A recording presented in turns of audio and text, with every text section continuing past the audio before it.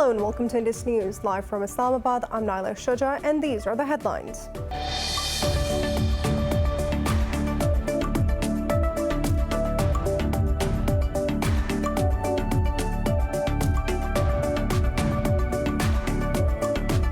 Pakistan says the United States has messed up in Afghanistan by looking for a military solution. In an interview, Prime Minister Imran Khan said the only good outcome is that if there is an inclusive political settlement. Khan said Islamabad has helped by getting the Taliban to talk to Washington, but it cannot afford to host any U.S. bases.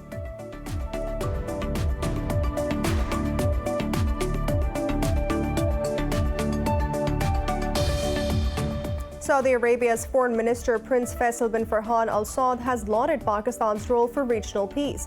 Prince Faisal called on Pakistan's Chief of Army Staff General Qamar Javed Bajwa in Rawalpindi. The Pakistani military's media wing said Prince Faisal assured Islamabad of unflinching Saudi support.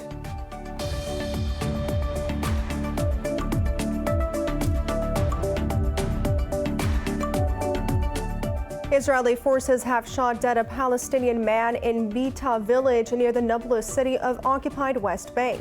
Palestinian media says the army injured nearly 50 people in a clampdown on a protest that erupted after this incident.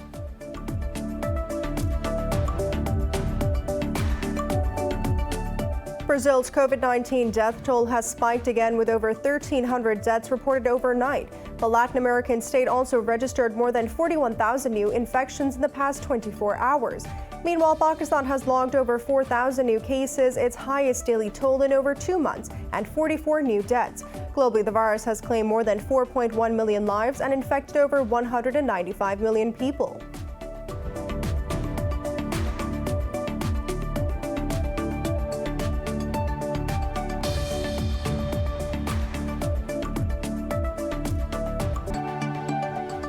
For more news and details, stay tuned. We'll be back after a short break.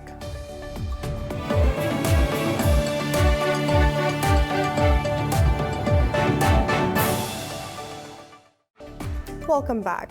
Pakistan says the United States has messed up in Afghanistan by looking for a military solution. In an interview, Prime Minister Imran Khan said the only good outcome is that if there is an inclusive political settlement. Khan said the worst situation in Afghanistan would be if there is a civil war and a protracted civil war. He said Pakistan will then have to deal with the refuge influx and will be drawn into the conflict. Khan said Islamabad has helped by getting the Taliban to talk to Washington, but it cannot afford to host any U.S. bases. He said Pakistan wants to be a partner with the United States in peace, but not in conflict.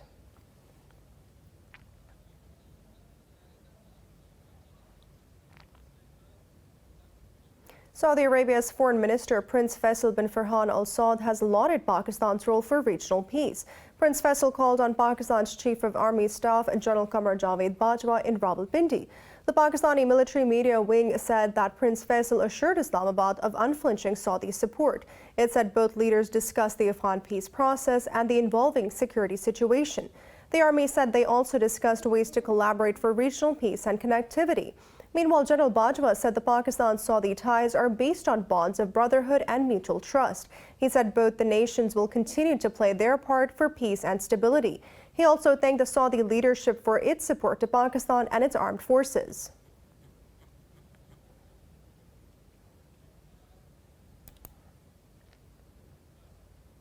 The Arab coalition says it has destroyed several missiles and drones launched by Yemen's Houthi militia towards Saudi Arabia. The coalition said the rebels launched 4 ballistic missiles and 2 explosive Latin drones towards southern Jazan city. Riyadh said it is taking measures to target sources of the threat per national law. This comes as U.S. envoy for Yemen Tim Lenderking arrived in Riyadh to discuss the Houthi offensive on Marib. The United States State Department says fighting in the province is exacerbating the humanitarian crisis and triggering instability. Lenderking is set to meet with UN, Saudi, as well as Yemeni government officials. Israeli forces have shot dead a Palestinian man in Beta village near the Nablus city of occupied West Bank. Palestinian media said the 41-year-old Shadi Omar Lufti Salim was a plumber by profession and was on his way home from work. It said the Israeli army injured nearly 50 people in a clampdown on a protest that erupted after this incident. Earlier in the northern Jordan Valley, at least 13 Palestinian protesters were injured by Israeli forces. Meanwhile, the family of a Palestinian man who passed away in Israeli custody has alleged he was beaten to death. In Tunisia, opponents of President Kais say they are ready for early elections while warning against an autocratic regime. The country is plunged into political chaos after Said sacked the prime minister and suspended parliament. The country's largest political bloc, Ennahda, has labeled the power grab a coup d'etat. Ennahda said it is ready for early legislative as well as a presidential election for the sake of the democratic path. The party also accused Said of working with undemocratic forces to overturn the constitutional rights of elected officials. Meanwhile, Tunisia's foreign minister phoned his counterparts in European Union, Turkey, and the UN High Commissioner for Human Rights to reassure them. Foreign Minister Othman Jarandi said that he told them that the president's extraordinary measure is temporary. He said his counterparts also pledged their continued support to the fledgling Tunisian democracy. Earlier, Saudi Arabia affirmed its confidence in Tunisia's leadership. The Saudi Foreign Ministry said Riyadh expects Tunisia's internal affairs and considers the situation a sovereign matter, while the Moroccan and Algerian foreign ministers also met Said in Tunis. Brazil's COVID-19 death toll has spiked again with over 1,300 deaths reported overnight. The Latin American state also registered more than 41,000 new infections in the past 24 hours. Globally, the virus has claimed more than 4.1 million lives and infected over 195 million people. More in this report. The latest surge of COVID-19 pandemic driven by the Delta variant continues to devastate countries with lower vaccination rates. The International Monetary Fund has warned that the global economy may lose $4.5 trillion if the trend continues. Australia's New South Wales state has extended a lockdown in Sydney for a month. The U.S. Centers for Disease Control and Prevention reversed course on masking guidelines. The agency advised even vaccinated people to return to wearing masks indoors in areas where the virus is surging.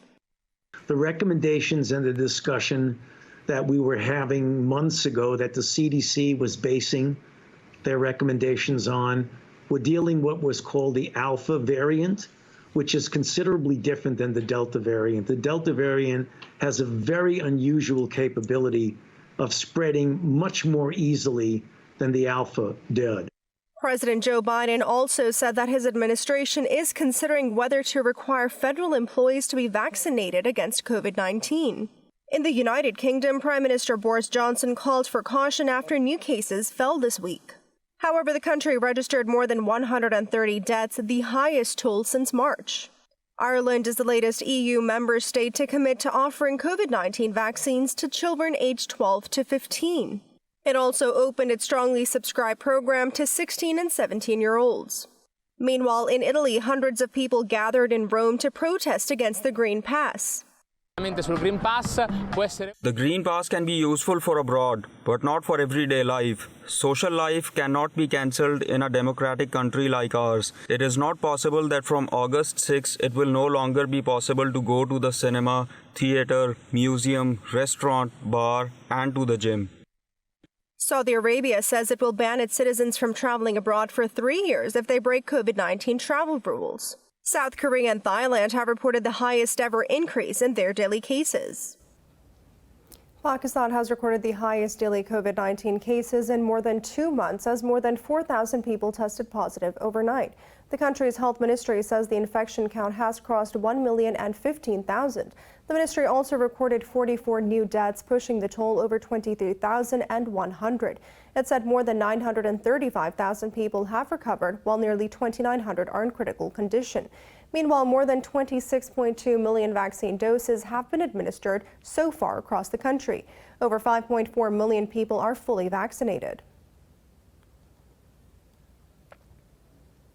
In the Ukraine, President Volodymyr Zelensky has removed the head of its armed forces, Ruslan Khomchak. In a press briefing, the president's spokesperson cited tensions between the armed forces and the defense ministry. Sergei Nykov said that Zelensky wants synergy between the armed forces and the defense ministry. Komchak will be moved to a post on the National Security and Defense Council. He will be replaced by Valery Zaluzhny, who's heading the military's Northern Command. Separately, Ukraine has launched joint military drills with the United States, Poland, and Lithuania. The exercise, called Three Swords 2021, will involve more than 1,200 servicemen and around 200 combat vehicles.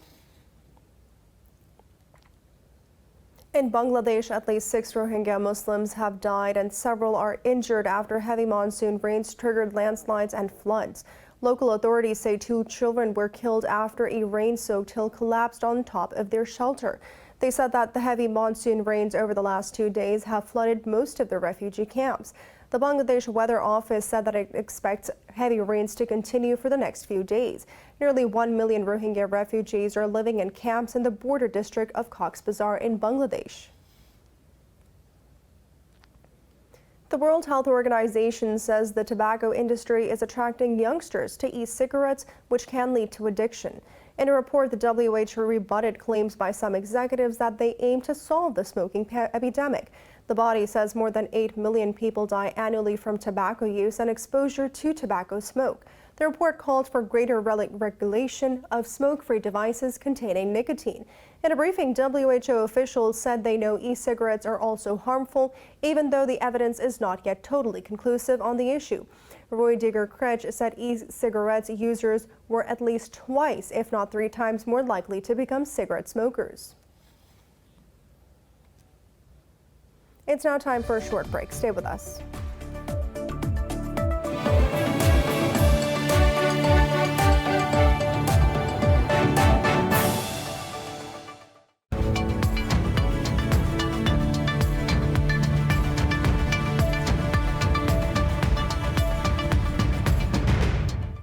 Welcome back. Now, Asian stock markets are mostly trading lower as stocks in Hong Kong struggle to bounce back from a 2-day rout. The hardest hit Chinese tech stocks in Hong Kong traded mixed. The Hang Seng Index continued its downward trend, slipping fractionally.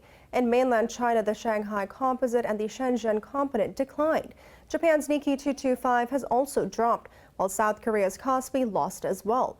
Meanwhile, down south, Australia's ASX 200 is also following the regional trend. The State Bank of Pakistan has decided to keep the policy rate at 7% for the next 2 months. At a press conference, Governor Dr. Raza Bakir said this is the 5th consecutive time that the bank has maintained it. Bakir said that the results were in front of the nation in the form of 3.94% economic growth.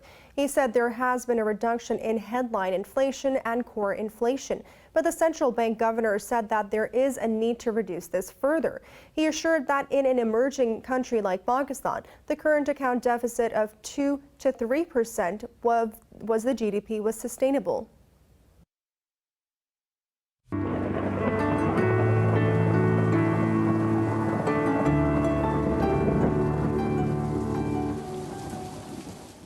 It's now time to take a look at the weather updates from around the world.